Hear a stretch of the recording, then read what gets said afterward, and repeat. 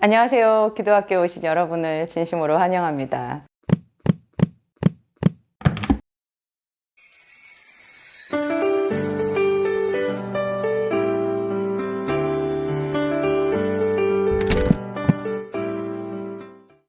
여러분 요즘에도 기도 열심히 잘 하고 계세요? 매일매일 시간 정해놓고 하고 계신가요? 기도는 과정이고요. 기다림이고 그리고 꿈꾸는 일인 것 같아요. 꿈을 꿀 줄 모르는 사람이 기도를 할 수 있을까요? 마음속에 하나님이 주시는 꿈이 있어야 돼요. 바라보는 게 있어야, 그 간절한 소원이 있어야 보이지 않는 하나님의 이름을 부를 수 있겠죠.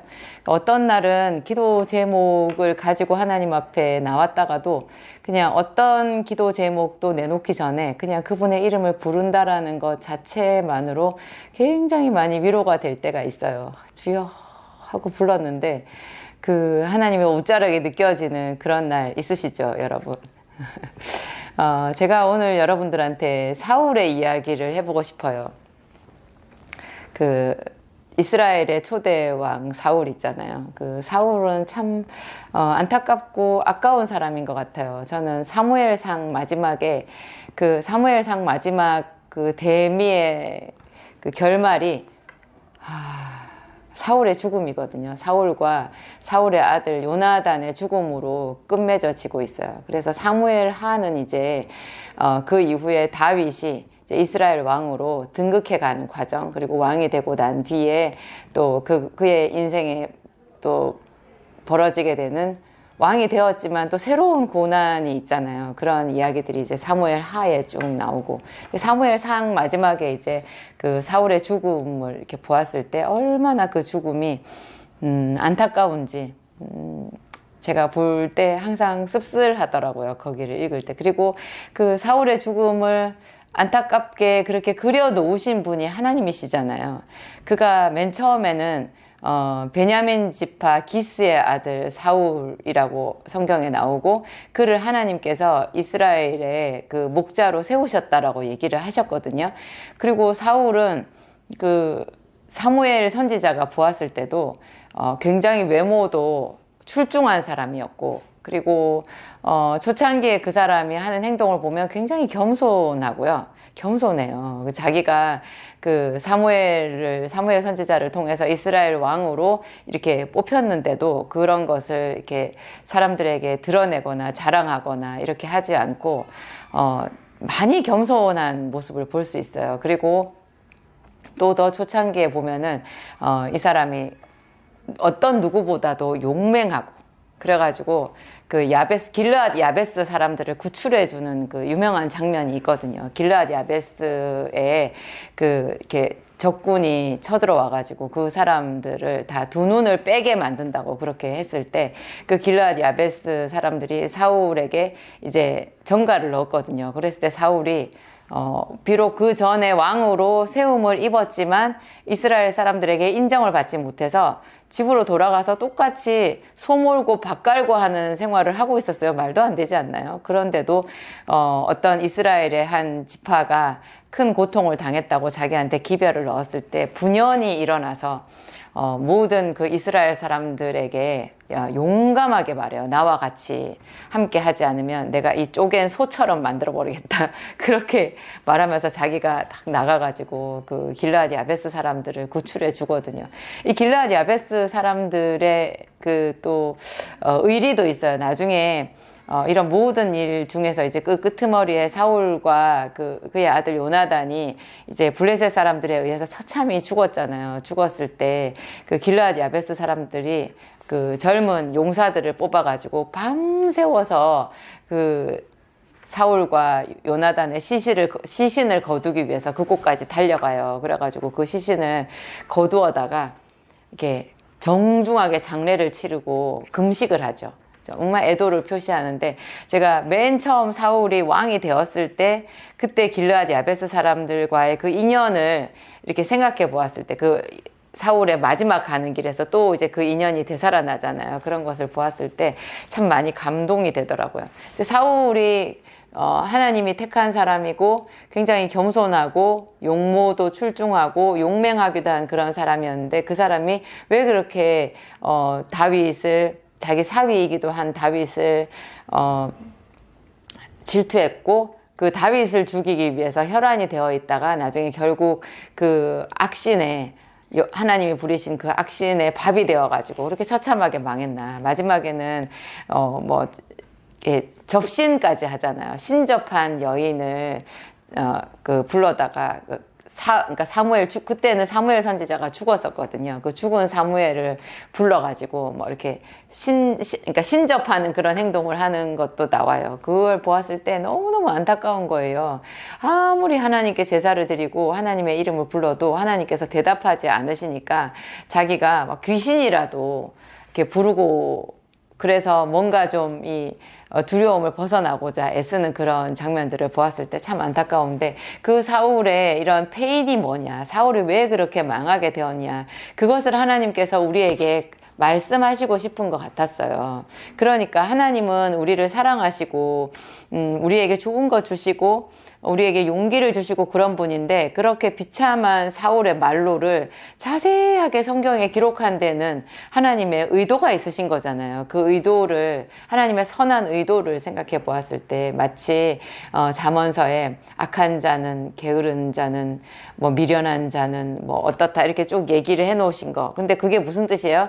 악한 자가 되지 말아라, 미련한 자가 되지 말아라, 게으른 자가 되지 말아라, 그런 뜻이잖아요. 사울의 그 비참한 말로를 다 기록해 놓으신 것, 이것을 너희는 자세히 보고 너희 마음에 그 경계를 삼아서 이런 망하는 길로 가지 말고 반드시 나에게 붙어 있어서 영원한 생명을 얻어야 된다, 그런 뜻인 거예요. 그래서 사울의 이야기를 우리가 깊이 묵상하는 것, 예수 그리스도의 고난을 묵상하는 것만큼이나 우리에게 좋은 약이 된다라는 생각이 드는데요.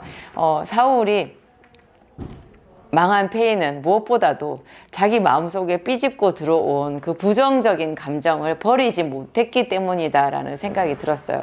여러분은 어떤 부정적인 그 감정이나 부정적인 마음에 약하세요? 다 자기가 약한 부분이 있어요. 저는 뭐 다른 사람 얘기까지 할 것 없이 제 이야기를 하자면 저는 굉장히 슬픔에 약해요. 그리고 제가 화를 잘 내는 편이에요. 언제 제가 하나님 앞에 깊이 기도했을 때 한 가지를 깨닫게 해주셨는데, 슬픔은 저희 아버지 쪽으로부터 내려온 거더라고요. 저희 아버지가, 그러고 보니까 이해가 됐어요. 저희 아버지가 49에 돌아가셨는데 그 전에도 제가 중학교 다니고 할 때, 또 초등학교 다니고 할 때 아버지를 보면 아버지는 자주 우셨어요.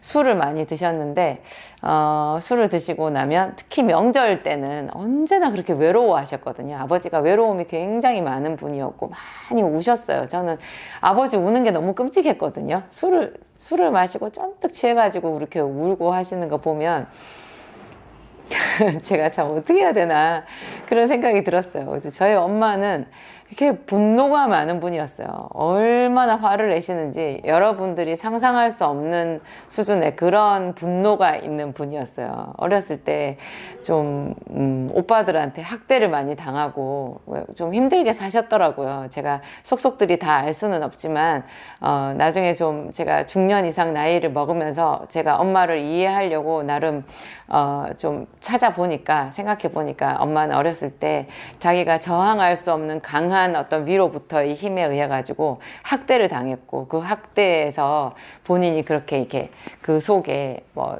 거의 죽음의 분노 같은 것들이 있는 거예요. 그래서 저한테는 이제 그 두 가지가 다 내려온 거죠. 아버지의 슬픔과 엄마의 분노가 이렇게 내려왔는데, 제가 그렇다고 그거를 합리화시키자는 것은 아니고요.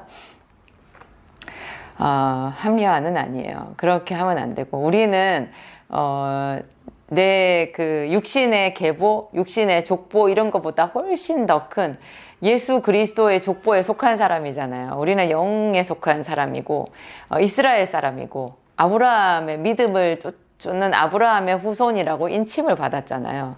그래서 예수 그리스도 안에 있는 생명의 복을 누리는 사람이 되었거든요. 그래서 제가 이렇게 열심히 기도하고 할 때는 저도 굉장히 강하고 또 의연하고 의지도 있고 참을성도 많이 있어요. 그런데 이제 저도 한 번씩 되게 마음이 약해질 때, 뭐 성경에 보면 엘리야나 이런 사람들도 왜 너무너무 약해져가지고 로뎀나무 밑에서 죽기를 바라는 그런 대목들이 있잖아요. 그럼에도 불구하고 하나님께서 새 힘을 주시는데, 하여튼 이 자기 마음을 잘 다스리는 것이 굉장히 중요한 것 같아요. 가룟 유다도 마귀가 가룟 유다의 마음속에 예수를 팔려는 생각을 넣었는데요. 어떻게 자기를 섬기고 자기 발을 씻겨주고 그렇게 그 선한 일을 행한 자기 선생을, 스승을 팔겠다는 마음을 키울 수가 있겠어요. 그거를 좀 갖다 버렸어야 되는데 가룟 유다는 자기가 예수님보다 더 의로웠던 거죠. 그래서 분연히 그 마음이 들어온 것을 거절하지 않고 그 마음을 키워가지고 좀 의도적이고 계획적이고 그렇게 돈까지 받으면서 자기 스승을 파는 그 일을 했었거든요. 팔고 나서도 가룟 유다는 그 절망에서부터 회개하지 않고, 사실 뭐 베드로가 예수님을 부인한 거나 가룟 유다가 예수님을 판 것이나 그게 우리가 생각했을 때는 그렇게 큰 차이가 나는 것 같지 않은데 결과는 엄청난 차이잖아요. 베드로는 예수님의 수제자로서 정말 그 복음의 사도가 되었는데 가룟 유다는 아겔다마라고 피밭을 남기고 창자가 터져서 죽은 그런 비참한 말로의 사람이 되고 말았잖아요.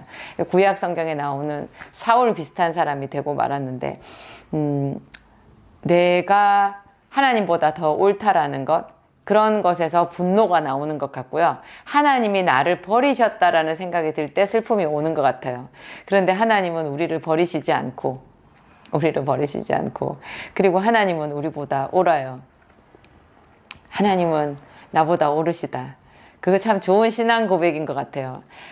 내 생각에는 이게 맞아도 그게 뜻대로 되지 않았을 때 모든 것을 선한 가운데서 아름답게 하시는 하나님께 올려드리는 그게 제대로 된 찬양 아니겠어요? 내가 내 마음이 막 좋을 때 흥에 겨워가지고 올리는 찬양보다도요, 바울이 빌립보의 감옥에 갇혔을 때 올려드린 찬양, 바울은 그때 맞을 만한 짓을 전혀 하지 않았고 하나님께서 마게도냐로 가라고 하셔서 마게도냐로 온 거였고, 선한 일을 한 가운데 정말 억울하게 매를 맞고 감옥에 갇힌 거였어요. 그랬으면 하나님께 섭섭하고 사람들에 대해서 분노가 치밀고 하나님께서 우리와 함께 하시지 않나 이런 것 때문에 절망이 찾아오고 그랬을 법한데 사도 바울은 신라와 함께 그곳에서 그 피투성이가 되고 맞은 그 착고에 또 이렇게 매여 있는 그 상태에서 주의 이름을 겸손하게 불렀던 것 같아요. 그랬을 때 하나님의 성령께서 얼마나 강력하게 역사하셨나. 2000년이 지난 지금까지도 그것은 정말 인류 역사의 길이 남을 그 찬양의 역사가 된 거잖아요. 그러니까 우리가 찬양할 수 없는 상황이 되었을 때 진짜 제대로 찬양할, 하나님 앞에 찬양할 기회가 왔다라고 생각하는 것이 맞는 것 같아요. 저도 제가 암 진단을 받고, 저는 제가 제 삶을 하나님께 드렸기 때문에, 그리고 제가 이루어야 되는 안디옥의 소명이 있기 때문에 저는 암 같은 것은 걸리지 않을 줄 알았는데 그게 착각이더라고요. 착각이더라고요. 어떻게 사도 바울이 로마에 가야 되는데 내가 이제 로마도 보아야 하리라 그랬잖아요. 그런데 어떻게 죄수의 신분으로 로마에 간다라는 거를 생각할 수 있겠어요. 근데 사도 바울이 내가 가이사에게 호소하노라 그래가지고 가이사에게 호소하는 것 때문에 죄수의 신분으로 로마에 가게 된 거였거든요. 그런 걸 비춰봤을 때 제가 암 환자로서 복음을 전하는 자가 되고, 이렇게 연약한 가운데에서 이 제 약국하고 진약사모를 경영하는 사람이 된 것, 참 하나님이 생각하실 수 있는 기이한 방법인 것 같아요. 또 어떻게 보면 이렇게 제가 아프고 잠도 잘 못 자고 이런 가운데에서 정말로 사람들을 건강하게 하는 그런 약을 연구한다라는 거 의미가 있는 것 같고, 제가 아프기 때문에 내가 약할 그때 곧 강함이라 뭐 이게 성립하는 것 같지 않으세요, 여러분?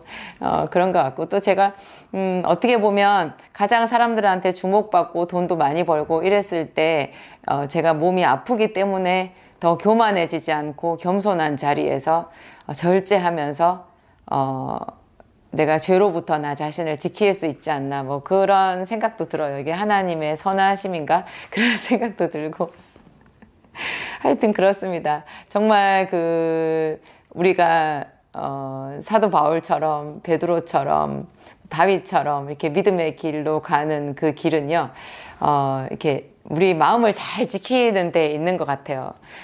제가 사실은 오늘 풍랑은 우리 마음속에 항상 있어요. 그런 제목을 생각을 하면서 이 영상을 지금 찍고 있거든요. 겉에 보기에 풍랑은 사실 풍랑이 아닌 것 같아요. 진짜 풍랑은 우리 마음속에서 항상 불어요. 제 마음속에서 그쵸, 분노의 풍랑이 일고 슬픔의 풍랑이 일고 그런 캄캄한 어두움이 막 일렁이고 할 때가 참 많이 있거든요.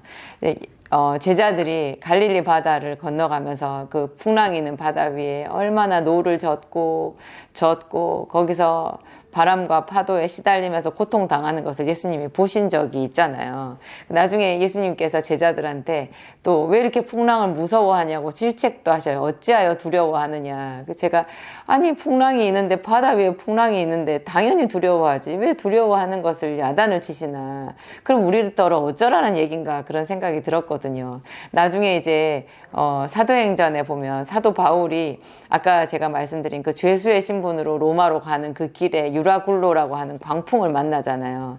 그래서 한 보름 정도인가 14일인가 그 해도 없고 달도 없고 캄캄한, 낮인지 밤인지 분간도 안 되는 그런 어둠 속에 그 추풍 낙엽처럼 흔들리는 배 안에서 이렇게 사투를 벌인 이야기가 거기 실려 있거든요, 사도행전에. 근데 그때 사도 바울이 어떤 행보를 하는가를 보면, 성령 충만한 사람은 이 풍랑이 일었을 때 이런 모양이구나 하는 게 이해가 되는 거예요. 왜 예수님이 제자들한테 너희는 어찌하여 두려워하느냐, 무서워하느냐 이렇게 말씀하셨던 게, 우리들은 어쩌라는 얘기지 하는데 그 롤 모델이 되는 게 유라굴로 풍랑 속의 사도 바울이더라고요. 사도 바울이 그렇게 모든 사람들이 두려워하고 막 살기 위해서 몸부림치고 그러는 그 가운데에서 혼자 의연하잖아요. 혼자 의연하고 그 사람들을 축복하고 어떻게 해야 될지 다 말도 해줘. 우리가 한 섬에 걸리리라. 우리 중에 하나도, 머리카락 하나도 다치는 자가 없으리라. 그런 이야기도 다 해주고, 하여튼 이 사도 바울이 그 빛나는 모습을 보이거든요. 죄수인데 다른 사람들은 선원이고 다 군사들이고 자유인이잖아요. 근데 막상 배에 풍랑이 일었을 때 그 배에서 진짜 자유인은 누군가, 사도 바울이었던 거예요. 그 사도 바울의 마음속에는 하나님이 주시는 평강이 충만했던 거죠. 근데 다른 사람들의 마음속에는 바깥에 있는 유라굴로라는 그 풍랑이 그냥 다 잠식해 버렸어요. 항상 우리 마음속에 하나님이 계시면요, 어떠한 풍랑이 일어도 우리는 망하지 않을 수 있는데, 우리가 내 마음을 두려움에 내어줘 버릴 때, 이렇게 휘말려 버릴 때, 그때는 이미 죽은 목숨이 되는 거 아닌가, 그런 생각이 들었어요. 마음을 잘 지키고 항상 하나님의 말씀을 내 안에 선포해야지 내가 이 믿음의 길을 뚜벅뚜벅 잘 갈 수 있는 것 같아요. 하나님은 이미 우리와 협업 중이시거든요. 우리 인생을 세워가고 계시고 좋은 일을 하고 계신데, 내가 내 스스로 내 풍랑에 침몰되어 버리면 모든 것이 끝장나 버리잖아요. 그래서 예수님께서 무릇 지킬 만한 것보다 더욱 내 마음을 지키라, 그런 말씀을 하신 것 같아요. 우리 마음을 지키기 위해서 하나님의 말씀으로 날마다 더 내 마음속에 채우고, 우리 마음을 지키기 위해서 주의 이름을 부르고 기도하는 것 같아요. 결국 이 기도는 우리의 마음을 지키기 위한 영적인 몸부림이라는 생각이 들었어요. 여러분, 우리 다 함께 마음을 잘 지켜서 하나님의 영광을 보는 자가 되도록 합시다. 기도하시겠습니다. 하나님 감사합니다. 몇 마리인 집에는 낸지, 우리가 주를 알지 못할 때 주께서 우리 죄를 위하여 죽으셨습니다. 풍랑이는 바다 위로 제자들을 향하여 걸어오셨던 것처럼 우리 죄악의 풍랑 속에 있는 우리들을 찾아와 주셨습니다. 내니 두려워 말라. 하나님, 질병으로 여러 가지 환경의 어려움으로 눈물 흘리는 당신의 자녀들을 만져주시옵소서. 우리들을 생각하여 주시옵소서. 하나님의 선하심은 항상 있도다. 여호와의 인자하심은 항상 있도다. 그러므로 강하고 담대하라. 여호와를 바라는 너희들아. 강하고 담대하라. 여호와를 바라는 너희들아. 하나님을 바라는 것은 참 용기가 필요한 일인 줄을 깨닫습니다. 하나님, 우리 아버지 베드로가 크게 이는 일렁이는 물을 두려워하였던 것 같이 우리도 항상 우리 주변에서 우리를 삼킬 듯이 덤비는 모든 이 인생의 풍랑에 대하여 두려워합니다. 주님, 오시옵소서. 성령 하나님, 오시옵소서. 우리의 마음을 주께로 활짝 열어드립니다.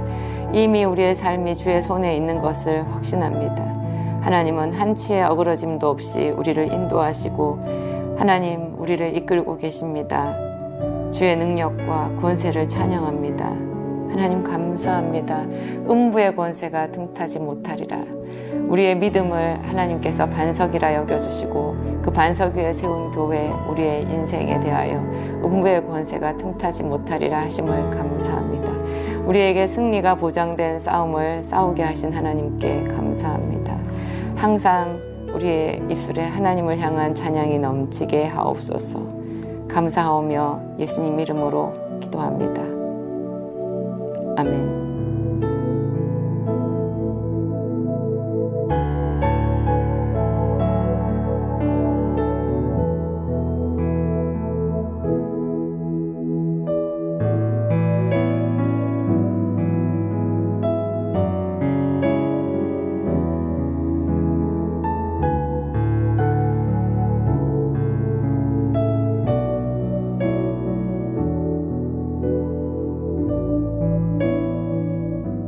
안녕하세요. 기도학교에 오신 여러분을 진심으로 환영합니다. 제가 지난주에는 이 스튜디오에서 영상을 따로 하지를 않았어요. 저희 교회에서 여리고 기도회, 특별 여리고 기도회가 있어가지고 이게 총 7일이죠. 여리고 기도회면 지난주 그 전주 주일부터 시작해가지고 바로 지난 토요일까지 이렇게 꽉 채운 7일을 해서 저녁마다 7시 반에 시작해가지고 10시에 끝난 것 같아요.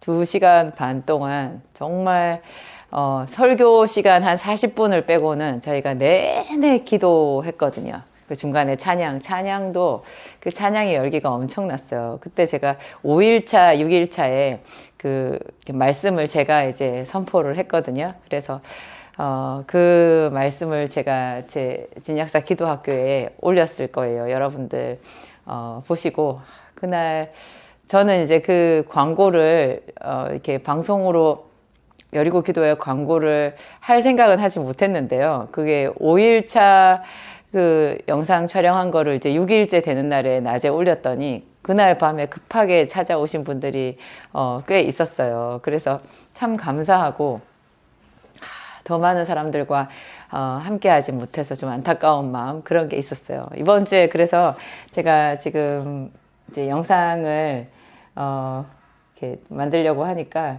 되게 오랜만인 것 같은 생각이 들어요. 제가 오면서 집에서 차를 타고 이렇게 오면서 오늘 드릴 말씀에 대하여서 묵상을 하고 왔거든요. 제가 감사라는 제목을 생각했어요. 감사. 제가 생각나는 게 딱 하나 있는데요. 제일 먼저 생각나는 게 저희 지금 있는 성전으로 지금 저희가 있는 성전 경기도 안산의 그 수암동이거든요. 수암동은 안산에서도 조금 외곽이긴 해요. 수암산이라는 그 산 밑에 있는 마을에 자리 잡은 예쁜 성전이에요. 저희가 그 예쁜 교회를 만들기 위해 가지고 그 옆 동네 월피동이라는 곳에서 그 비세는 성전에 있었잖아요. 거기서 10년을 넘게 있으면서 얼마나 저희가 남편이랑 제가 함께 몸부림치고 거기서 애를 많이 썼나. 그러다가 이제 알게 된 게 성전을 새롭게 해야 되는구나. 사람들을 만나려고 하면 더 많은 사람들에게 하나님의 말씀을 나타내고 그분들과 함께 교회 공동체를 이루게 하려면 아름다운 성전이 있어야 되겠다. 그 성전을 내가 지어야 되는구나. 이렇게 생각해서 그 결단이 딱 서자마자 제가 그냥 올인했거든요. 제가 가진 것 없고 이미 빚이 굉장히 많이 있었고 뭐 항상 교회를 어떻게든지 세워보려고 해서 허리띠 졸라매고 살았는데 더 이상 제가 드릴 돈은 거의 없었거든요. 그럼에도 불구하고 그렇게 마음이 딱 정해지니까 정말 거기에 코드를 맞춰서 최선을 다해서 에너지를 집중했던 것 같아요. 그래서 그렇게 기도하고 그렇게 하나님께 간구하고 또 남편 목사님은 찾아보고 우리 있던 성전을 완전히 헐고 새로 재건축하는 것까지 다 검토를 했었거든요. 그러다가 이제 우연찮게 지금 있는 그 수암동 성전으로 옮기게 되었는데요. 그 옮기는 과정에 참 하나님께서 많이 일해 주셨어요. 저희는 그 앞에 한번 성전을 옮기려고 하다가 크게 실패를 한 적이 있었거든요. 그래서 거금 5천만 원이라는 돈을 손해를 보고 마음에 입은 상처는 더 컸었어요. 일이 꼬여가지고 그렇게 된 적이 있어서 이번에도 그렇게 되는 거 아닌가 하는 얼마나 힘들까 이게 될까 하는 그런 두려움 있잖아요. 그런 마음이 있었는데 하나님께서 저한테 환상을 보여주셨어요. 그때 제가 환상을 잘 보는 사람은 아니지만 그때 하나님께서 저한테 환상을 보여주셨는데 정말 그 시편 23편에 나올 법한 그런 아름답고 고요하고 평화로운 그 푸른 초장 있잖아요. 그 푸른 초장에 물이 이렇게 흐르는데 그 시냇가 있고 맑은 시냇물이 흐르는 그 옆에 아름다운 초장이잖아요. 그 초장의 물길을 따라서 예수님께서 아주 적은 무리의 양떼들을 편안하게 인도하시는 그 환상을 제가 봤어요. 얼마나 감사했는지 그 이야기를 남편 목사님한테 했더니 남편 목사님이 크게 위로를 얻으신 것 같았거든요. 그래가지고 과감하게 이제 한 발 한 발 일을 처리를 해서 이제 결국 지금 있는 저희 그 수암동 성전으로 이사를 오게 되었는데 너무 감사했죠. 그게 2018년 1월이었거든요. 제가 잊을 수가 없어요. 2018년 1월에 그 예쁜 성전으로 저희가 입당을 했어요. 근데 거기 입당해가지고 이제 거기서 이제 또 열심히 그 동네 수암동에서 전도하고 남편 목사님이 전도지 만들어가지고 그 온 수암 동네에 다 꽂고 다녔거든요. 만나는 사람마다 다 인사하고 물론 그런 걸로 요새 전도가 되지는 않아요. 그렇지만 하나님께서 우리의 정성을 보실 것이다 그런 마음으로 남편 목사님이 열심히 다녔는데 그러면서 이제 또 좋고 난 뒤에 성전 입당해서 좋았지만 다시 그 성전에 들어가서 이제 일상생활이 이렇게 진행이 되면서 찾아오는 약간의 그 무거운 마음 있잖아요. 여러분 그런 거 경험해 보셨어요? 막 시험에 합격해서 엄청 좋고 나면 시험에 합격해가지고 거기 직장이나 뭐 학교에 들어가서 거기서 또 새로운 어려움을 만나니까 또 움츠러들잖아요. 언제 내가 이걸 다 하나, 여기서 또 새로운 뭔가가 또 있을 것인가 막 이런 게 걱정 이런 게 앞서잖아요. 그런 무거운 마음이 찾아들 쯤에 제가 남편 목사님한테 이렇게 말했던 것 같아요. 여기가 우리가 새로운 출발이라고 생각하자. 왜 그러냐면 저희가 그때 이미 목회를 한 지가 거의 20년이 됐었고 20년 목회를 해가지고 겨우 정말 소수의 그 성도들을 데리고 그 성전에 입당을 했는데 새로 거기 예쁜 성전에 왔다고 사람들이 막 오고 하는 건 아니잖아요. 거기가 신도시도 아니고 아무리 전도를 해도 참 이게 더뎠거든요. 근데 제가 저희 목사님한테 그동안 우리가 20년 동안 목회했는데 왜 이것밖에 안 되냐 이런 생각이 들기 때문에 마음이 무거운 거잖아요. 근데 제가 목사님 여기서 우리가 진짜로 여기서 시작하는 거라고 생각해봐요. 그랬어요. 이때까지 20년 동안은 우리가 하나님께 수련 과정을 거친 거다. 수련? 그렇죠. 의사들도 수련의 과정이 있잖아요. 직장에 들어가도 인턴 과정이 있고 또 크게 보면은 초, 중, 고, 대학까지도 직장 생활이나 이런 것을 하기 위한 다 배움의 과정이었잖아요. 우리가 목회를 20년 동안 하나님 앞에서 수련 과정을 거쳐서 이제 수암동에 와서 여기서 하나님께서 이 아름답고 예쁜 성전을 우리한테 탁 주시면서 이제 여기서부터 제대로 한번 해보렴 이렇게 하신 거다라고 생각을 하면 어떠냐고 그랬어요. 참 신기하더라고요. 똑같은 상황인데 우리가 20년을 목회했는데 겨우 이거야. 이것도 감사하기는 하지. 근데 그렇게 많은 성도들 얼마나 피땀 흘려서 전도하고 양육하고 했는데 사람들 정말 요거밖에 안 남았고 내내나 그 성도가 그 성도고 너무나 남아있는 사람들도 연약하고 여기서 또 우리가 뭐 얼마나 점프를 할 수 있나 그런 생각이 들잖아요. 그거를 마음을 바꾼 거죠. 이게 새로운 출발이라고 선포한 거예요. 새로운 출발. 이제까지가 훈련 기간이었다라는 거죠. 새로운 출발이라고 딱 선포를 하는 순간에 그게 그냥 감사가 되고 또 하나님께 이것을 주셔서 감사합니다라는 말 자체가 새로운 출발이라는 선포인 것 같았어요. 요한복음 9장 말씀을 제가 기도학교에서 참 자주 말씀을 드리는데 그 요한복음 9장에 보면 그 실로암 못에 가서 씻음 받고 낳은 그 날 때부터 소경된 이야기가 나오죠. 날 때부터 소경된 그 사람을 예수님께서 길을 가다가 자세히 보신 거예요. 예수님께서 그에게 눈을 떼지를 못하셨던 것 같아요. 예수님께서 그를 보셨다라고 그랬거든요. 보시니까 예수님께서 그를 보시는 것을 제자들이 봤어요. 제자들이 보니까 예수님께서 나면서부터 소경된 자를 유심히 가만히 보고 계신 거죠. 그래서 제자들이 그 광경을 보고는 예수님께 물어봤잖아요. 주여, 저 사람이 저렇게 소경으로 태어난 것은 누구의 죄로 인함입니까? 저 사람 때문입니까? 저 사람 부모가 죄를 지어서 저렇습니까? 이렇게 물었어요. 그랬더니 예수님께서 놀라운 말씀을 하시잖아요. 그가 죄를 지어서도 아니라 그의 부모가 죄를 지어서도 아니라 그에게서 하나님이 하시는 일을 나타내고자 함이라. 하나님이 하시는 일을 나타내고자 함이라. 죄 때문이라고 하면 이것은 과거를 탓하는 거고요. 과거를 탓했는데 현재도 그 과거에서 벗어날 수 없고 미래까지도 그 과거에 다 묻혀버리는 거예요.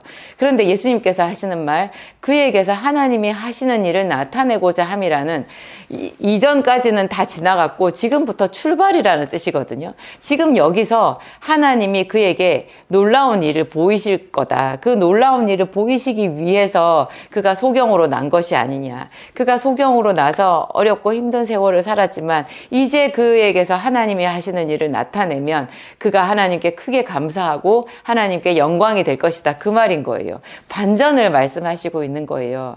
하나님께서 그의 인생을 뒤집어 주실 것이다. 그가 이렇게 큰 어려움 속에 있었기 때문에 하나님께서 주시는 은혜가 더 빛나지 않겠느냐. 이제부터 하나님께서 그에게 일하실 것이다. 출발을 말씀하신 거예요. 새로운 출발. 정말로 상상할 수 없는 반전의 새로운 출발.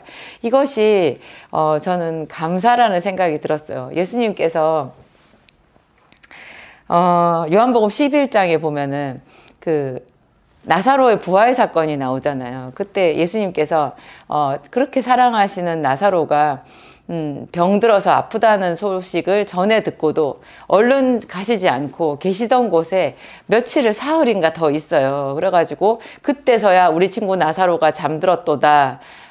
내가 그와 같이 있지 아니한 것을 감사하노라. 이렇게 얘기하셔요. 그리고 제자들이 잠들었으면 낫겠습니다. 이랬더니 예수님께서 아니라 죽었다. 그렇게 얘기를 하시는 거예요. 죽었다라는 것을 예수님께서 잠들었다고 또 이렇게 얘기를 하신 거죠. 그래가지고 그 시점으로부터 그 나사로가 있는 베다니까지 출발하시니까 베다니에 도착했을 때는 이미 나사로가 죽은 지 4일이 지난, 나흘이 지난 다음이었던 거예요. 4일. 무덤에 다 장례까지 치렀어요. 그 나사로의 누이 마르다와 마리아는 크게 상심했죠. 둘 다 이렇게 말해요. 예수님께. 주께서 여기 계셨다면 내 오라비가 죽지 아니하였겠나이다. 사태 끝났다라는 거예요. 이제 돌이킬 수 없다는 거예요. 그런데 예수님께서 네가 믿으면 하나님의 영광을 보리라. 네가 믿으면 하나님의 영광을 보리라. 나는 부활이요 생명이니 나를 믿는 자는 죽어도 살겠고 무릇 살아서 나를 믿는 자는 영원히 죽지 아니하리라. 그렇게 얘기를 하시는 거. 이것을 네가 믿느냐.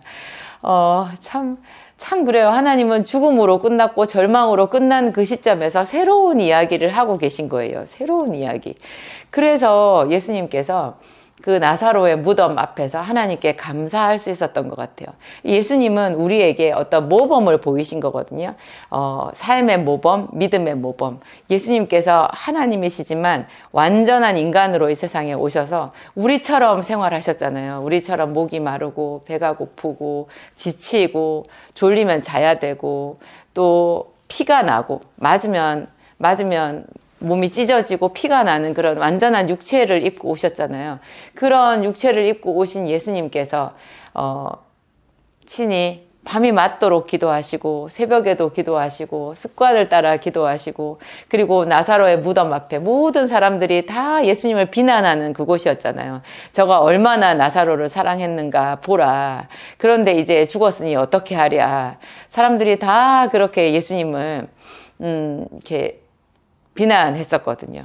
흉보았었거든요. 그런데 또 마르다와 마리아는 계속 울고만 있고 그러니까 그곳에는 어떤 예수님께 대한 하나님께 대한 기대나 소망이나 그런 어떤 믿음의 선포가 전혀 없는 장소였어요. 홀로 예수님께서 홀로 나사로의 무덤 앞에서 하늘을 우러러 보시면서 시작하신 첫 마디가 하나님께 감사합니다였어요. 아버지여 감사합니다. 항상 내 말을 들으신 것을 감사합니다. 이제도 내 말을 들으시는 것을 내가 압니다. 이제 내가 이 말을 하옵는 것은 둘러선 무리로 모든 사람이 이 둘러선 모든 무리로 내가 하나님께로부터 아버지께로부터 왔다라는 것을 보이기 위함이라 이렇게 얘기하시면서 나사로야 나오라 이렇게 하셨거든요. 큰 소리로 말씀하셨대요. 이미 그때 이제 무덤 문은 열어 놓았잖아요. 마르다와 마리아에게 예수님께서 돌을 옮겨 놓아라 이렇게 얘기하셨어요. 안에서 썩어서 냄새가 나는데요. 아니다. 돌을 옮겨 놓아라. 그 마르다와 마리아가 동네 사람들의 힘을 빌렸겠죠. 그 썩어서 냄새가 나는 자기 보고 싶지 않은 그것과 이제 마주해야 되는 상황이잖아요. 그래서 눈물을 흘렸을 거예요. 그 돌을 치웠는데 그 열려진 그 돌문 앞에서 예수님께서 감사하신 거죠. 그 예수님의 감사는 우리에게 본보기로 보여주신 거잖아요. 그러니까 모든 것이 끝난 것 같은 그 절망 가운데에서 아버지여 내 말을 들으신 것을 감사하나이다. 이제도 내 말을 들으시는 줄을 내가 압니다. 그러면서 거기서 하나님의 영광을 선포한 거예요. 그 감사는 그러니까 사태가 모두 다 끝나서 죽을 수밖에 없다. 뭐 돌이킬 수 없다. 이런 상황이지만 거기서 하나님께서 일하시는 것, 하나님이 하시는 일을 나타낸다라고 하는 새로운 출발을 선포하는 게 되는 거죠. 그 감사는. 그렇게 저희가 이제 수암동 성전에 왔을 때 이것이 새로운 출발이라고 말하니까 하나님 앞에 그게 감사가 되더라고요. 감사를 하니까 또 새로운 출발임을 선포하게 되고 그게 낙심이 아니라 새로운 꿈을 꾸고 더 하나님께 기도가 뜨거워지고 우리에게 당장 현실적으로 닥쳐온 일들을 감당할 수 있게 힘이 생기더라고요. 이 눈동자에 이렇게 빛이 생기는 거예요. 안 그러면 그냥 또 여기 들어와서 시무룩 한 20년 동안 목회해서 겨우 이거니까 뭐 여기서 여생을 마치지 뭐 이러면 이제 불이 꺼지는 거예요. 이제 쭉 가라앉게 되잖아요. 똑같이 예배를 하지만 그 예배의 생기를 찾아볼 수 없는 아마 그런 모양이었을 거예요. 그런데 우리가 새로운 여기서 하나님께서 우리에게 이제부터 한번 시작해봐라 이렇게 말씀하신 걸로 마음에 딱 받아들이니까 정말 그동안 우리 교회를 거쳐간 그 많은 성도들에 대해서도 고맙다라는 생각이 들고 또 그렇게 우리를 잘 하지 못하는 실수가 많은 우리를 주의 종으로 인정해 주시고 계속 우리와 함께 해 주셔서 지금 있는 성전까지 문을 딱 열어주신 하나님께 감사로 매듭을 짓게 되더라고요. 또 그 감사가 새로운 출발을 꿈꾸는 에너지가 되는 거예요. 그래서 제가 그 2018년도 그때 유튜브를 시작하게 되었고요. 제 약국에 유튜브 시작했고 그로부터 한 2년인가 있다가 제가 10분 성경톡이라는 제목으로 성경 교실을 유튜브로 시작하게 되었어요. 제가 가장 힘들고 제 에너지가 방전되었을 때였는데요. 그때 약국에 너무나 많은 사람들이 오셔가지고 제가 그 많은 일을 약국에 아직 업무 체계가 없으니까 전부 제가 다 상담하고 제가 행정 일도 다 보고 보고서 감시도 다 받고 막 사람들 클레임 들어오는 것도 제가 다 온몸으로 다 받았잖아요. 그 직원 관리까지 뭐 어떻게 일을 했는지 모르겠어요. 집에 오면 걸레도 제가 빨아야 되고 교회 가면 또 사물어서 제가 할 일이 있고 어떻게 살았는지 모르겠어요.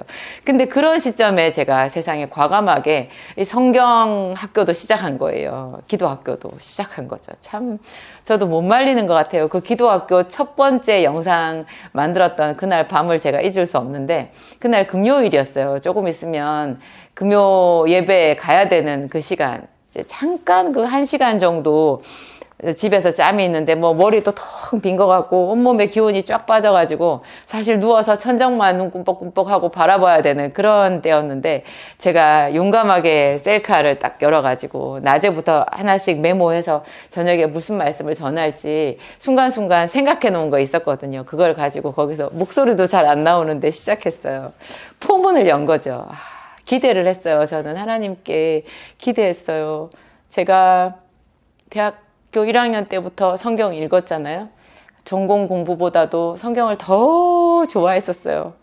정말 성경은 대단한 책이었어요. 이렇게 아무것도 없는, 내일 학교 갈 차비도 없는, 먹을 거 걱정해야 되는, 방세는 석 달이나 밀린 저한테 그 성경이, 하나님의 말씀이 준 그 위안과 그 새로운 꿈과 막 그 기쁨, 하나님을 알아가는 그 기쁨은 정말 하나님과 저만 알죠. 그래서 제가 그랬어요. 하나님 이렇게 좋은데 언젠가 제가 이거를 지붕 위에 올라가서 많은 사람들한테 전파하는 것 같이 제가 받은, 하나님께 받은 이 성경 말씀 속에 있는 은혜를 나눌 수 있는 날이 있었으면 좋겠어요. 제 소원이 그랬거든요. 얼마나 그 은혜가 깊었는지.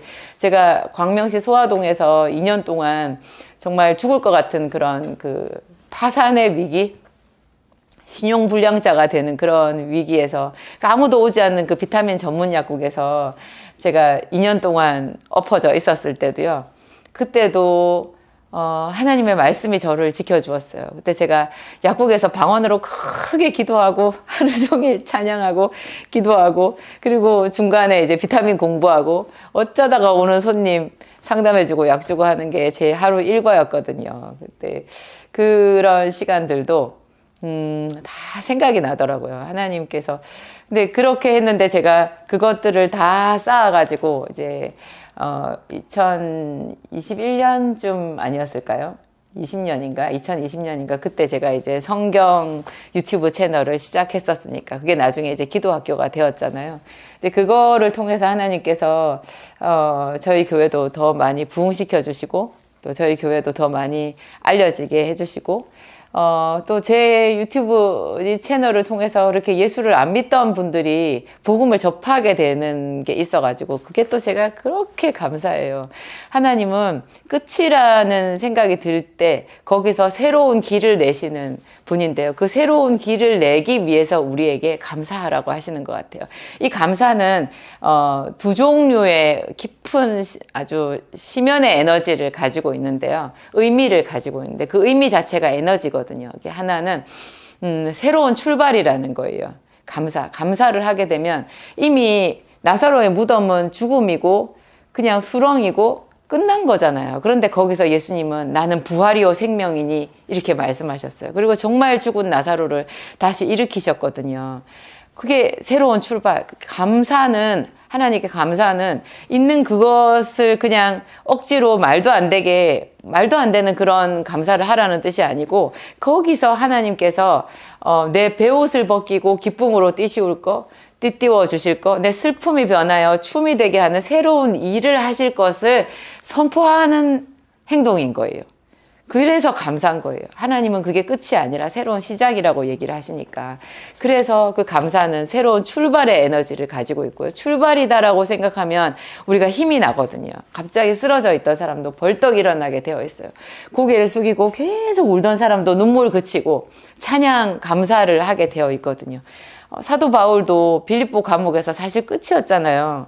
그 마게도냐 사람이 오라고 하는 그런 환상을 봐가지고 정말 죽을 고비를 넘겨가면서 그 에게의 바다를 건너서 마게도냐로 갔는데, 거기서 첫 성인 빌립보에 갔더니 아무도 없고 회당도 없고, 거기서 뭐 몇 날 며칠을 굶었는지 어떻게 하다가 강가에서 겨우 자주장사 루디아를 만났는데, 그 루디아의 집을 이제 근거로 해가지고 전도를 하던 중에 귀신 들린 여종 하나가 계속 괴롭게 해가지고 그 귀신 들린 여종의 그 귀신을 쫓아내줬더니 그것 때문에 고발을 당해가지고 사람들은 미혹해하고 도시를 소란하게 만든다라는 엉뚱한 죄명을 뒤집어쓰고 실컷 두들겨 맞고 착고에 채여가지고 감옥에 갇혔잖아요. 그러니까 얼마나 이게 억울한 상황이에요. 갇혀버렸어요. 더 이상 선교고 전도고 할 수가 없는 거예요. 끝이 난 거예요. 그랬는데 그 감옥에서 바울과 실라가 기도하고 찬송함에 죄수들이 듣더라. 기도를 했다라는 것, 하나님의 이름을 부른 거고요. 찬송했다라는 것, 아, 하나님이 여기서 일하시겠구나. 여기서 일하시리라. 그것을 거기서 선포한 게 되는 거예요. 그랬더니 정말로 하나님이 누가 갇혀 있는 자예요? 바깥에 있는 자들이 갇혀 있는 거죠. 이 안에 빌립보 감옥 안에 하늘문이 열려버렸으니까. 그래서 그 증거로 옥터가 흔들리고 감옥문이 다 열리고 죄수들이 도망도 안 가고 전부 그 자리에 사도 바울 편에 같이 붙어 있었잖아요. 정말 놀라운 새로운 역사가 일어난 것이 그 빌립보 감옥이거든요. 그래서 새로운 출발이다. 감사는 출발이다. 그 다음에 두 번째는요, 과정이라는 것을 선포하는 거예요.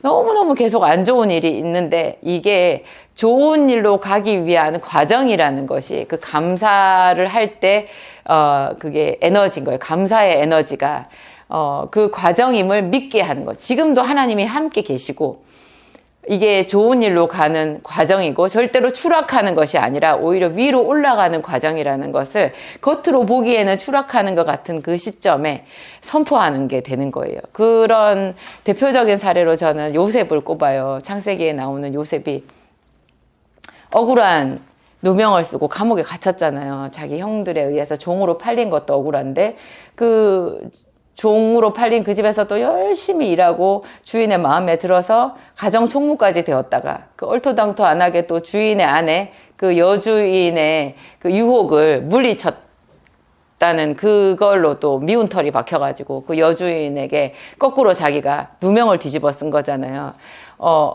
저 놈이 나를 강간하려고 했다 하는 그런 누명을 뒤집어 쓰고 죽을 고비를 넘겨서 겨우 목숨만 살아가지고 그게 이제 그 집에 있는 감옥에 갇힌 거였거든요. 사실 주인의 입장에서 보디발인 그 주인의 입장에서 봤을 때 자기 아내를 강간하려고 했던 그런 종놈을 어떻게 살려두겠어요.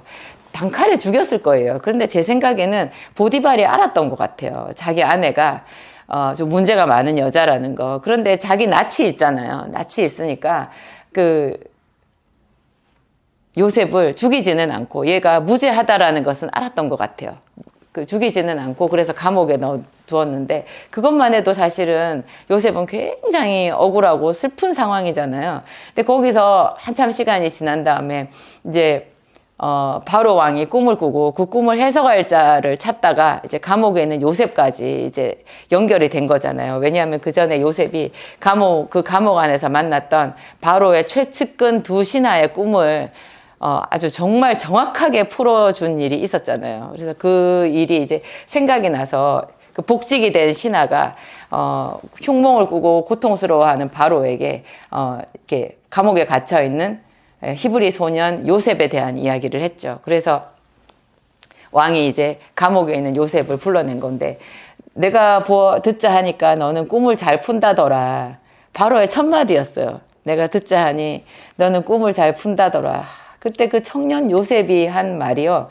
저는 정말 명언인 거예요. 이거는 그렇게 명언일 수가 없어요. 내가 아니라 하나님께서 바로에게 편안한 대답을 하시리이다. 이렇게 말해요. 어떻게 요셉이 하나님을 편안한 하나님이라고 말하냐고요. 하나님께서 편안한 대답을 하실 거라고 그렇게 말하냐고요. 자기 일생이 지금까지도 사실 죄수고 지금 복직이 된 게 아니잖아요. 이렇게 자유의 몸으로 풀어진 것도 아니에요. 잠깐 나온 거예요. 얼떨결에 지금 뭐 일이 어떻게 돌아가는지도 모르고 갑자기 나온 거잖아요. 겨우 수염 깎고 옷 좀 갈아입고 그래가지고 왕 앞에 나왔는데 그냥 툭 하는 말이 내가 아니라 그 꿈을 푸는 것은 내가 아니라 하나님께서 바로에게 선한 대답을 하시리이다. 편안한 대답을 하시리이다. 그렇게 말해요. 그러니까 요셉은 자기가 억울하게 종으로 팔렸고 종살이 했고 또 주인에게 충성했는데 또 누명을 뒤집어 썼고 감옥에 갇혔고 이렇게 계속 더 추락하는 것 같았는데 그렇지만 요셉은 안 거죠. 하나님이 자기와 함께 있었고 함께 계시고 지금 자기를 형통하게 하는 과정이라는 것을 정확하게 이해하고 있었던 거예요. 성경은요, 요셉이 보디발의 집에 팔려갔을 그때 그 장 있잖아요. 그 성경 창세기 몇 장인지 모르겠는데 그 장에 하나님께서 요셉과 함께 하심에 요셉이 형통하였더라는 구절이 3번인가 나와요. 겉으로 보면 종으로 팔렸고 그냥 나중에 감옥에도 들어갔고 막 이렇게 됐는데 그 장에 요셉이 형통하였더라. 하나님께서 요셉과 함께 하였으므로 요셉이 형통하였더라. 이런 구절이 종으로 팔렸는데 형통하였더라. 그런 구절이 3번이나 나오는 거예요. 그러니까 겉으로 보면은 종이고 감옥에 들어갔고 누명 썼고 이래서 계속 추락인데 하나님의 관점에서 보면 그건 형통이었거든요. 그런데 요셉이 그 하나님이 주신 형통의 뜻을 이해하고 있었다라는 것이 신기한 거죠. 그에게 믿음이 있었고 그 믿음으로 신앙 고백을 할 만한 그런 대단한 에너지가 있었어요. 그게 바로 하나님께서 일하시는 과정이라고 선포하는 감사가 있었던 거죠. 그 감사. 항상 그 과정, 종으로 팔려도 감옥에 들어가도 이것이 하나님께서 함께 하시기 때문에 자기는 결국에 편안하게 완전히 영화로운 자리로 가게 될 것이다라는 것을 믿었던 거죠. 그래서 그것이 가장 좋은 본보기가 되는 그 감사의 예가 되는 거예요. 시편에 보면 다윗이 한 말, 내 마음이 확정되었고 내 마음이 확정되었사오니 내가 노래하고 내가 찬송하리이다. 비파야 수구마 깰지어다. 내 영혼아 깰지어다. 비파야 수구마 깰지어다. 내가 새벽을 깨우리로다. 이게 감사가 극에 달한 사람의 입에서 나오는 선포예요. 이것은 모든 묶임을 다 풀어버리고 감옥 문도 다 열어버리고 원수의 모든 조롱을 잠잠하게 만드는 하나님의 천군과 천사를 불러오는 강력한 에너지가 되는 거죠. 이게 믿음의 털을 두고 있는 건데요. 그 모양은 감사인 거예요. 하나님을 향한 믿음, 하나님이 지금 나와 함께 하신다라는 믿음, 지금 이곳에서 새롭게 나를 출발시키신다는 소경의 눈을 뜨게 해주신 그 믿음, 그 다음에 감옥에 있던 요셉을 국무총리의 자리로 단번에 일으켜내신 그 하나님, 편안한 대답을 하시는 그 하나님께 대한 선포가 되는 거죠. 그러면 우리를 옥죄고 있던 그 어둠의 권세들이 그냥 힘을 잃고 다 사라져 버리는 것 같아요. 제가 오늘 그런 감사에 대해서 여러분께 말씀을 드려보았습니다. 여러분도 마음을 확장해 봐요. 새로운 출발이다. 새로운 과정이다. 더 높은 길로 하나님께서 인도하시는 그 아름다운 푸른 초장으로 가는 과정이다. 기도하시겠습니다. 하나님 감사합니다. 하나님께서 함께 하시면 그 어디에 있든지 그곳이 천국이라. 하나님 우리 아버지 감사합니다. 예수 그리스도의 그 놀라운 이름을 우리에게 주심을 감사합니다. 감옥에서도 우리는 그 이름을 말할 수 있고 사자굴에 빠졌다 할지라도 그곳에서 주의 이름을 부를 수 있습니다. 세상은 요동쳐도 하나님은 변치 아니하시고 당신의 이름을 부르는 자들과 함께 하시며 붙드시며 이끌어 주시는 선하신 하나님이십니다. 요셉을 통하여 사도 바울을 통하여 다윗을 통하여 우리에게 주신 모든 말씀은 신실하신 하나님을 신뢰하라는 것입니다. 하나님 우리에게 기도의 에너지 새 힘을 주시옵소서. 감사의 에너지 새 힘을 주시옵소서. 찬양의 기름 부으심을 주시옵소서. 길이 영영이 끝없이 주의 이름을 인정하고 환영하고 성령을 힘입어 나아가는 그러한 종이 되기를 원합니다. 우리는 주의 종입니다. 하나님 주의 자녀입니다. 우리는 주의 것입니다. 주는 우리 안에 계시고 우리는 예수 그리스도 안에 있습니다. 하나님 감사합니다. 참으로 감사합니다. 모든 것 감사하며 예수님 이름으로 기도합니다. 아멘.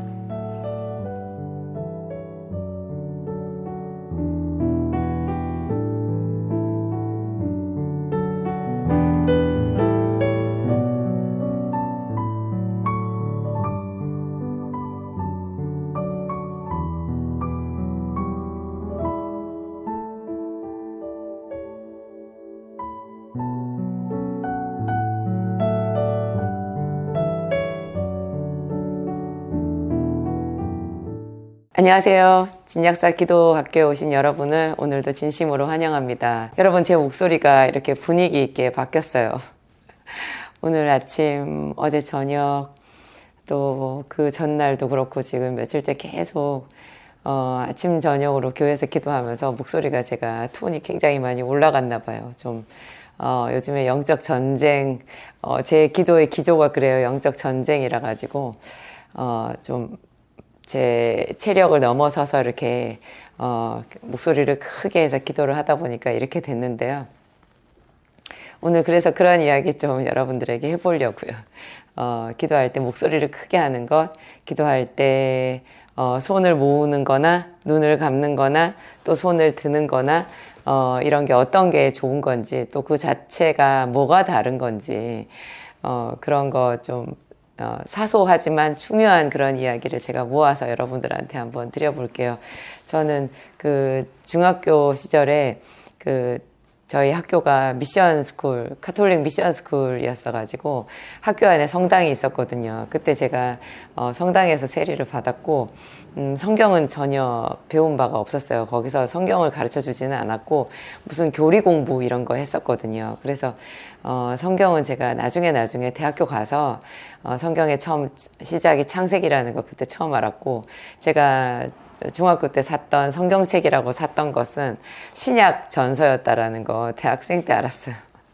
하여튼 그때 제가 성당에 가가지고 기도를 하고 싶어갖고 혼자서 조용히 성당회를 찾아갔었는데, 성당에서 하는 기도는 미사포 같은 거 이런 거 머리에 뭐 이렇게 하얀 수건 같은 거 쓰잖아요.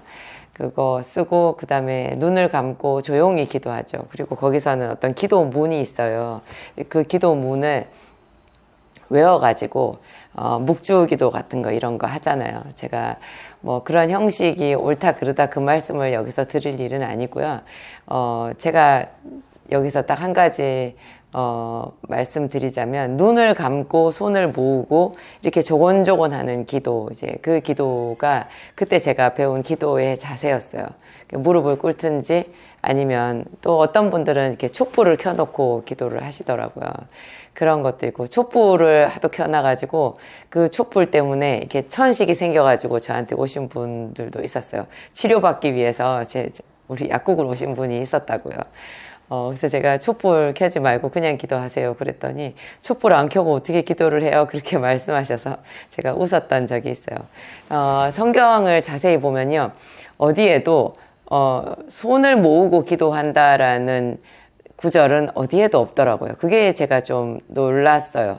실제로 이제 제가 정말 성경을 공부하면서 성경을 통해서 그리고 교회 와서 기도를 배웠을 때 내가 그 전에 상식적으로 알고 있던 기도, 뭐 우리가 성당회를 굳이 안 다녀도 그 세상 사람들도 왜 비나이다 뭐 절에 가서도 기도할 때 다 요렇게 하잖아요.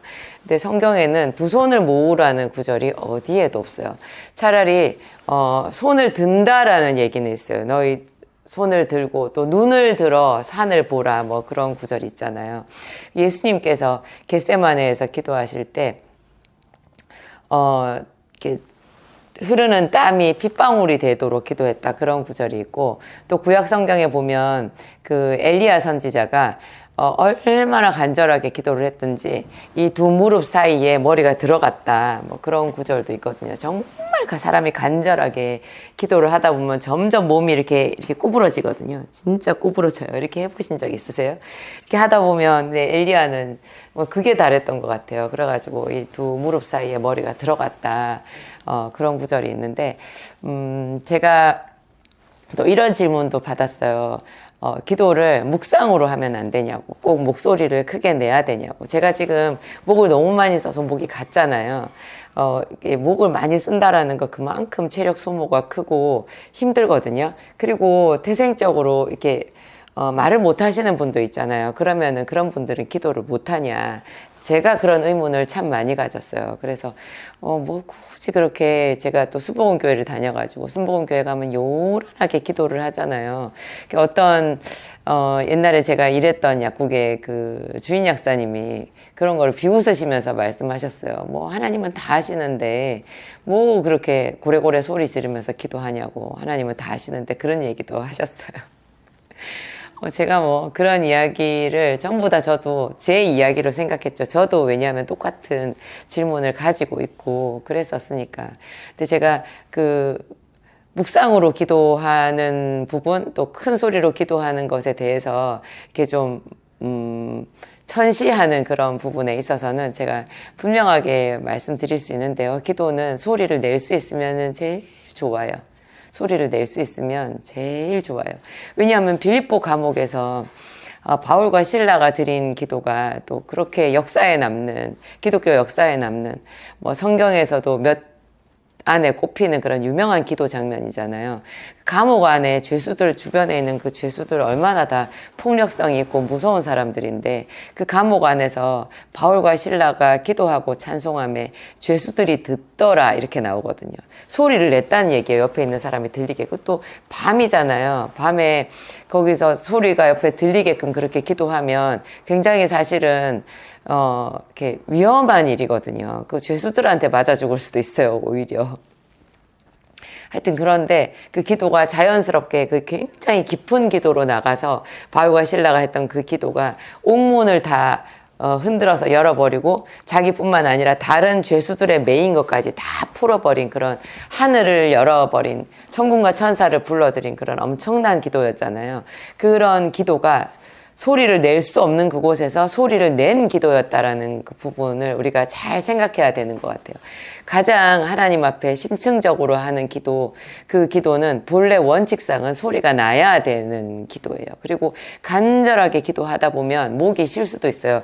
한나가 성소에 가서 하나님 앞에 기도했을 때 나중에는 얼마나 통곡하고 소리를 내면서 몸부림치면서 기도했던지 목이 다 쉬어가지고 얼굴이 술 먹은 사람 같이 붉게 되고 입에서 소리가 나긴 하는데 이렇게 오물오물 했대요. 그러니까 그거는 거의 끝부분이었고 처음에 그 여자가 이렇게 소리를 내서 기도를 했을 때는 얼마나 그 소리가 크고 깊고 간절했는지 우리가 추측해 볼 수 있잖아요.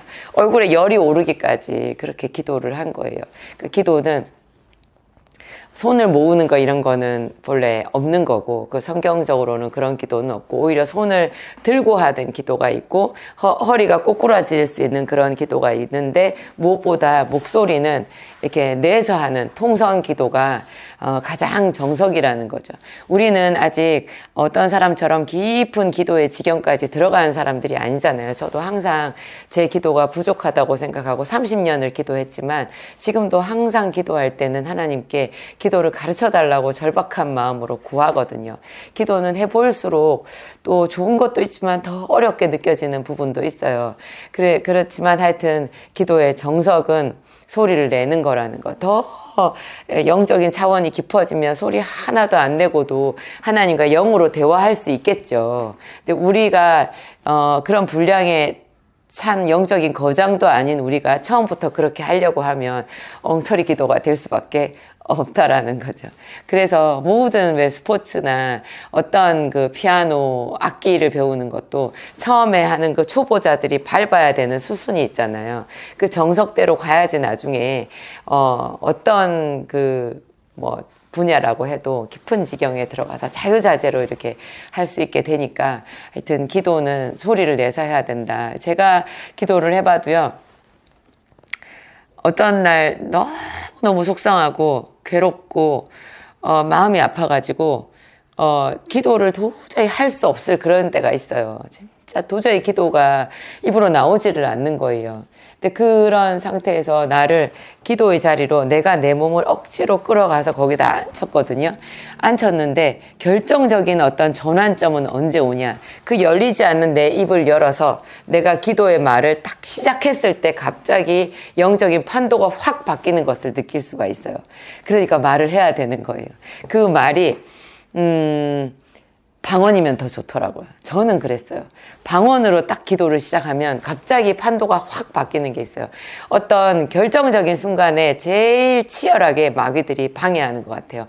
기도의 말을 하기 싫도록, 할 수 없도록, 체력적으로나 정신적으로나 모든 면에서 나를 묶어가지고 도저히 내가 기도를 할 수 없게 그렇게 만드는데, 그런 때일수록 나 자신을 의지적으로 끌어안쳐서 기도의 자리로 가고 내 입이니까 의지적으로 열 수 있잖아요. 그렇게 열고 나오지 않는 그 방언을 열면서 마음속으로 주여 하고 외치잖아요.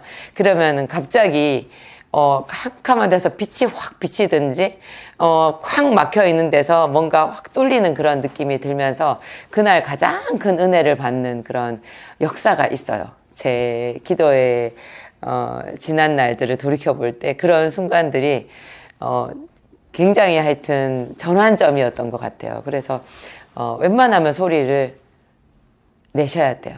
내셔야 돼요. 근데 어떤 분이 요 며칠 전에도 저한테 물어보시더라고요. 마음속으로 간절하게 뜨겁게 이렇게 기도할 수도 있지 않냐고. 당신이 그렇게 기도하나 봐요. 물론 그래요. 저도 마음속으로 간절하게 하루 종일 하나님께 부르실 때가 있거든요. 근데 그렇게 하루 종일 바깥에서 뭐 일을 하거나 어떤 장소를 이동하거나 뭐 그런 차원에서 그렇게 하루 종일 마음이 뜨거운 상태에서 계속 주의 이름을 부르다가 결국에 이제 나중에 시간이 돼서 내가 드디어 교회를 오든지 내 기도의 자리로 딱 가서 방석 깔고 거기 앉아가지고 드디어 기도를 할 수 있게 된 거예요. 마음껏 소리를 지를 수 있게 되었을 때 그 앞에 내가 입을 열지 못하고 마음속으로 뜨겁게 했던 그 기도가 한꺼번에 막 그 열기로 확 터져 나와요. 그래서 그런 날은 그냥 아무 생각 없이 시간 보내다가 기도의 자리로 와서 그냥 내가 주님 하면서 기도 시작했을 때랑 차원이 다른 폭발력이 있어요. 그래서 마음속으로 깊이 뜨겁게 묵상하는 거 굉장히 좋은 습관이긴 하는데요. 실제로 기도의 자리에서 소리를 낼 수 있다면 그때는 소리를 내는 것이 제대로 된 기도예요. 그 묵상으로 뜨겁게 하는 그거는 이렇게 섞여 있는 것이지 그게 기도의 주요 부분은 될 수 없는 것 같아요. 근데요. 우리가 사실 언어가 목소리에만 있는 건 아니잖아요. 그 얘기를 제가 기도학교에서 여러 차례 나눴는데요. 이게 손을 드는 것에서 어떤 비밀이 있어요, 여러분. 참 신기해요. 내가 목만 막 쓰잖아요. 쓰다가 갑자기 내가 손을 딱 들었어요. 그러면 손을 이렇게 하나님을 향해서 우리 그 강도가 왜 영화 같은 데 보면은 강도가 총으로 탁 위협하든지 칼을 대든지 그러면 손 들어 그러면 손을 딱 들잖아요. 이때 손을 드는 게 무슨 뜻이에요? 나 무기 없습니다. 나 무저항입니다. 항복합니다. 이런 뜻이거든요. 하나님 앞에 손을 드는 것이 그 뜻이 있어요. 그리고 이 손을 든다라는 것 하나님을 향해서 내 손을 내미는 거거든요. 내 손을 내미는 거예요. 이 손을 만드신 분이 하나님이잖아요. 하나님이 우리 손을 잡고 싶어 하는데 우리가 우리 손을 내밀지 않는 게 있어요. 그래서 이거는 하나님께 간절함의 표현, 그리고 내 손을 하나님께 내미는 의사 표현, 도와달라는 어떤 이렇게 흔드는 그런 의사 표시, 뭐 여러 가지가 있는 것 같아요. 그래서 기도를 목청껏 하다가 손을 딱 내밀었을 때, 그리고 어쩔 때는요, 내가 완전히 진짜로 목이 가서 목소리, 입이 하나도 안 나오는 거예요. 이제 내려고 해도 소리가 쉰 소리밖에 안 나오고, 내가 들어도 발음을 알아들을 수 없을 정도로 말이 안 나와요. 그럴 때 마음이 뜨겁잖아요. 막 뜨거운 상태에서 손을 딱 내밀면 이 말하는 효과가 있어요. 여러분 경험 한번 해보세요. 진짜 신기해요. 이 손이 말을 한다니까요. 그래서 제가 교회에서 기도 학교를 하거나 어떤 성령 집회를 하거나 이럴 때 손 안 올리고 가만히 이렇게 등도 의자 뒤에 이렇게 기대가지고 등에 힘 다 빼고 이렇게 해가지고 목에 힘도 하나도 없이 그냥 눈만 더 감고 앉아 있는 사람 보면요. 저거 기도하는 거 아니지 그래요. 어떻게 간절한 사람이 그렇게 등에 힘도 하나도 없이 앞으로 이렇게 앉지도 않고 기대가지고 비스듬하게 이래가지고 눈도 감고 목에도 그냥 목도 하나도 힘 없이 딱 자는 사람처럼 이래가지고 있겠어요. 그거는 기도하는 거 아니에요. 여러분 금방 마귀가 틈타요. 마귀가 들어와가지고 그 사람 오만 잡다는 생각 다 하게끔 기도를 하나님 앞에 제대로 올려드릴 수 없게끔 그렇게 하는 거예요. 근데 여러분 이런 생각은 해보셨어요? 왜 그렇게 우리가 기도를 힘들게 해야 될까요? 많은 사람들이요, 하나님과 우리만 생각하는 것 같아요. 하나님과 자기만 생각해요. 그 사이에 마귀가 있다라는 것을 간과하는 거죠. 그거를 잊어버리는 거예요. 마귀가 있다라는 것을 모르기 때문에, 또 그 마귀가 얼마나 잔인한 존재고 무자비하고 이렇게 빈틈없이 우리를 도적질하는 그런 강도 같은 존재라는 사실을 모르기 때문에 영적으로 완전 캄캄하다라는 생각이 드는 거예요. 그래서 기도를 알 수도 없고 그런 사람들은 기도의 능력을 몰라요. 하나님 앞에 왜 부르짖어야 되는지 뭐 하나님 다 들으시는데 근데 들으시는데 우리 옆에서 참소하는 마귀가 있는 거예요. 참소하는 마귀. 그 참소하는 마귀의 그 참소가요 하나님 앞에 유효해요. 그 마귀의 참소가 하나님으로 하여금 우리를 긍휼히 여기지 못하게끔 우리 기도를 듣지 못하게끔 하는 강력한 힘이 있어요. 왜요? 우리가 죄인이기 때문에. 성경은 분명히 말하고 있어요. 우리가 죄에 팔렸다고.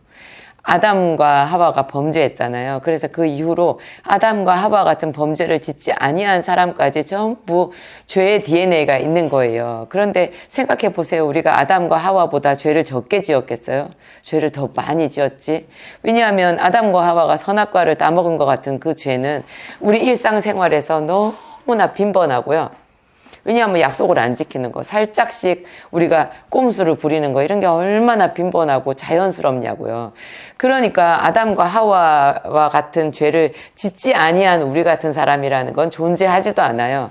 우리는 다 죄인이에요. 아담과 하와보다 훨씬 더 큰 죄인인 거예요. 그러니까 죄로 인해 가지고 우리가 마귀에게 팔려버렸거든요. 그러면 그 마귀가 하나님 앞에 참소하는 우리에 대해서 막 얘 기도 들어주지 말라고, 얘는 나쁜 애라고, 얘 죄를 한번 보시라고 이렇게 말하는 그것이 의로우신 하나님 앞에 유효한 거예요. 하나님은 정의의 하나님이시잖아요. 죄와 가까이 하실 수가 없는 분이에요. 그래서 예수의 피가 필요한 거죠. 근데 계속해서 물론 예수님은 우리의 미래의 죄까지 다 용서해 주셨지만 마귀는요 또 거짓말쟁이에요. 그래서 우리가 적극적으로 주장하지 않으면 이 마귀는 거짓말로 우리를 계속 점유해요. 그래가지고 이미 내가 예수를 믿고 어제도 기도했고 하나님께서 나를 사랑하시고 그런 게 엄연히 있음에도 불구하고 우리를 불법적으로 점유해가지고 우리의 기도가 효력을 발휘하지 못하게 하기 때문에 우리가 안간힘을 써서 하나님 앞에 기도해야 되는 거예요. 생각해 보세요. 예수님은 죄가 없으신데도 겟세마네에서 그렇게 기도하셨잖아요. 근데 또 생각해 보면 예수님은 당신의 죄는 없지만 수많은 우리의 죄를 져야 되기 때문에 우리의 죄 때문에 우리의 죄로 인한 마귀의 참소를 혼자 몸으로 감당하셔야 되기 때문에 그 겟세마네 기도가 그렇게 피 같은 기도가 될 수밖에 없었다. 그 말도 성립하는 것 같아요. 그래서 예수님께서 너희가 어찌 나와 같이 한시라도 깨어서 기도할 수 없느냐 그렇게 얘기하시잖아요. 왜 깨어야 돼요? 마귀가 참소하기 때문에. 마귀는 이를 갈고 칼을 갈고 우리를 회방하는 자이기 때문에 우리가 깨어서 예수님과 함께 하나님 앞에 기도하고 돌파해야 되는 거죠. 이거를 잘 알아야 하나님 앞에 섭섭하지 않고 계속 기도할 수 있는 것 같아요. 그리고 이런 그 기도를 통해서 우리 안에 있는 죄성 자체가 어떤 죄를 짓는 결과 말고 죄를 지을 수 있는 죄의 성질 있잖아요. 죄성. 이 죄성이 또 씻어지는 효과가 있어요. 그래서 너희 인내를 온전히 이루라 이 말이 있는 것 같아요. 우리가 입으로 말로만 쓱 기도했는데 하나님께서 필요한 거 다 들어주시면 우리는 인내라는 거를 모르잖아요. 그러면 우리는 너무 모든 게 편안해서 우리의 죄에 떠내려가가지고 그냥 망할 수밖에 없는 그런 죄성을 가진 사람들이거든요. 그래서 하나님 앞에 여러 가지 방편으로 이렇게 몸부림치면서 기도의 자리를 지키는 이런 한결같은 긴 시간이 우리 모두에게 필요한 것 같아요. 하여튼 모세처럼 기도하기 제가 오늘 말씀드리는 거 모세가 그 출애굽기에 보면 모세가 손을 들면 이스라엘이 이기고 지쳐가지고 손이 이렇게 내려오면 지쳐서 내려오는 건 어쩔 수 없이 내려오잖아요. 근데 어쩔 수 없이 우리가 기도를 못해도 마귀한테 져요. 그래서 기도는 전략적으로 해야 되는 것 같고 목소리 기도뿐만 아니라 손을 들고 하는 기도도 굉장히 이게 영적인 파워가 큰 기도다. 그런 이야기 오늘 제가 여러분들한테 드렸습니다. 어떠세요, 여러분? 제가 좀 두서없이 말씀드리긴 했지만 하여튼 중요한 제가 옛날에 알았더라면 기도 시작할 때 이런 거 한꺼번에 알았더라면 훨씬 더 기도하기 좋지 않았을까 하는 그런 정보를 여러분들한테 나름대로 모아서 드리고 있어요. 하나님 앞에 부르짖는다라는 거요. 굉장히 귀한 거고, 그리고 특권이라는 생각이 들어요. 누가 우리의 부르짖음을 듣겠어요. 노조의 임금 협상 뭐 또 여러 가지 그런 게 잘 안 돼가지고 큰 굉장히 높은 크레인 위에 올라가서 단식 투쟁하시는 그런 분들 제가 보면 너무너무 마음이 아프더라고요. 세상에 그 꼭대기에 올라가서.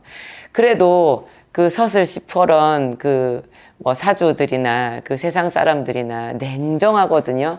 올라가서 그렇게 해도 안 들어주잖아요. 그래서 뭐 어떤 분들은 정말 극단적으로 분신 자살을 하기도 하고 뭐 금식하다가 잘못되기도 하고 그러는데요.